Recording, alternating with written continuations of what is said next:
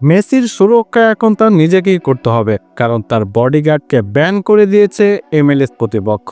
আপনারা যারা মেসির বডিগার্ডকে দেখেছেন তারা কিন্তু একটা জিনিস ভালো মতোই জানেন যে এই মেসির বডিগার্ড যখন কোনো ব্যক্তি মেসির আশেপাশেও ঘোরার ট্রাই করে তখন তাকে দূরে ছিটকে মেরে দেন। তিনি এমনভাবে মেসিকে প্রোটেক্ট করেন যা অন্য কেউ আর করতে পারবে বলে আমার পার্সোনালি মনে হয় না। কিন্তু এখন এই বদলোক কিন্তু বেশ ভালোভাবেই ব্যান খেয়েছে।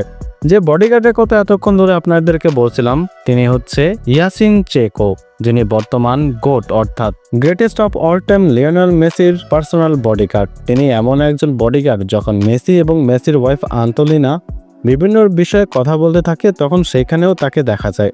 তাহলে এখন বুঝিয়ে নিন তিনি কি লেভেলের বডিগার্ড। আর একটা মজার বিষয় কি জানেন, আর একটা মজার বিষয় হচ্ছে এই মেসির বডিগার্ডকে খুব স্ট্রিক্ট ভাবে MLS ব্যান করেছে। যখন মেসি আমেরিকাতে পৌঁছায় তখন এই ইয়াসিন চেকোকে তার পার্সোনাল বডিগার্ড হিসেবে নিয়োগ দেওয়া হয়।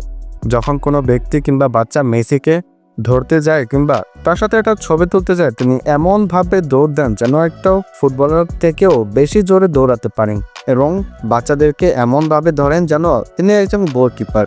অর্থাৎ তিনি মেসিকে চোখে চোখে রাখার জন্যই হয়তো বা এই দায়িত্ব গ্রহণ করেছেন। আর আপনি জানলে অবাক হবেন, মেসির এই বডিগার্ড আমেরিকান সবচেয়ে জনপ্রিয় ব্লগার অর্থাৎ লোগান পলকে চ্যালেঞ্জ করেছিল যে ভাই আসো আমার সঙ্গেও ফাইট করো। কিন্তু এত কিছু ঘটনা ঘটার পরেও MLS কর্তৃপক্ষ তাকে ব্যান করেছে। আর ব্যান করার অন্যতম একটা রিজন হচ্ছে কি জানেন, তার ব্যান করার অন্যতম রিজন হচ্ছে তিনি হঠাৎ হঠাৎ মাঠের ভেতরে ঢুকে যান। আর এই জিনিসটা MLS কর্তৃপক্ষের পছন্দ হয়নি, যার ফলে তিনি মেসিকে একটা নোটিশ দেন। আর সেই নোটিশের ভিতরে MLS কর্তৃপক্ষ বলে দিয়েছে এবং স্ট্রিক্ট ভাবে আপনার বডিগার্ডকে কোনোভাবেই পিচের ভিতরে যেন আর দেখা না যায়। কোনো ফ্যান ফলোয়ার যদি আপনার কাছে এসে ছবি তুলতেও যায় আপনি কি করবেন না করবেন সেটা আপনার পার্সোনালগত বিষয়, কিন্তু আপনার বডিগার্ড পিচের ভিতরে ঢুকতে পারবে না যখন আবার রানিলভাবে আপনি ফুটবল খেলবেন। আর মনে মনে মেসি বলছেন নাও এখন খেলা সামলাও। এখন তিনি রেগুলার একজন ফ্যানের মতোই ফুটবলের মাঠের আশেপাশে ঘুরতে পারবেন, কিন্তু মাঠের ভেতরে ঢুকতে পারবেন না। আর যদি কোনোভাবে ভেতরে ঢোকার চেষ্টা করেন তাহলে তার অবস্থা কিন্তু খারাপ হতে পারে এবং মেসিকেও কিন্তু তার সাথে জরিমানা করতে পারে MLS কর্তৃপক্ষ। এছাড়া বর্তমান আমেরিকা বাদে মেসি যখন ইউরোপেও আসে তখন কিন্তু এই বডিগার্ড তার সঙ্গে ছায়ার মতো মিশে থাকে। অর্থাৎ যেখানেই লিওনেল মেসি সেখানেই এই ইয়াসিন চেকো।